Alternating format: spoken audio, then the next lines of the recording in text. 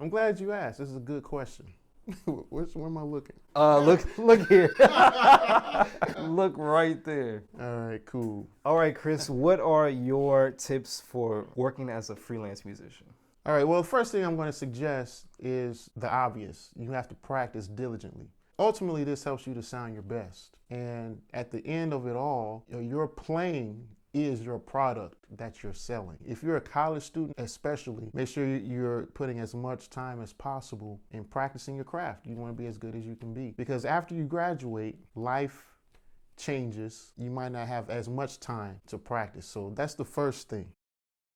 It's important to determine what type of work you want to do. I have a podcast called Behind the Note Podcast. I want to reference John Clayton in episode 48. He talks about determining what type of work you want to do, allowing that decision to guide your other decisions. And the reason for this is because it will help you to determine how you spend your time in your practice. It will determine venues you're physically sitting in most often as a performer and as a lover of music, as a fan of the music. Tip number 3 is simply be on the scene. Be on the scene as both a performer and a fan of the music. You must physically get out of the house, go to concerts, if for nothing else to see what's possible, to get new ideas, and also to meet the people who are doing what you want to do. So the first tip was to practice diligently, but what are you practicing for? You're practicing so that you can be a good performer. There are some lessons that can only be learned through performing. So even if you're performing at your local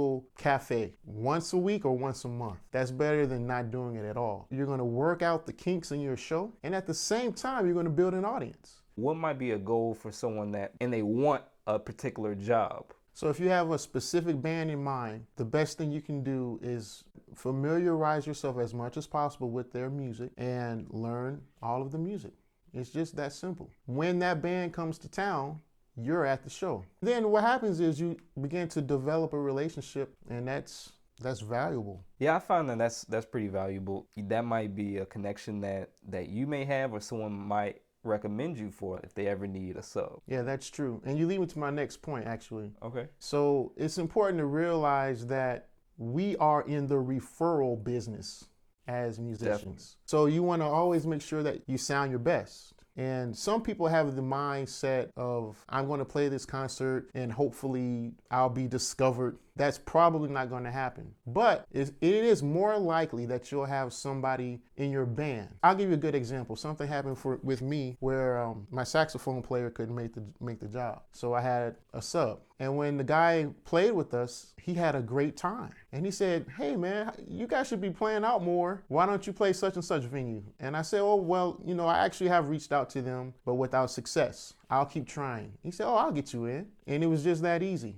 That's a good example. Chris, thank you so much for all this information and all these great tips and advice. Where can we learn more about you? BehindTheNote.com for the podcast, and right here on YouTube, Trumpet Lessons HQ. Links down in the description box below. Follow everything that Chris Davis is doing, his podcast, Trumpet Lessons. You can't go wrong. Thanks, Aaron. Thanks for pressing play, everybody.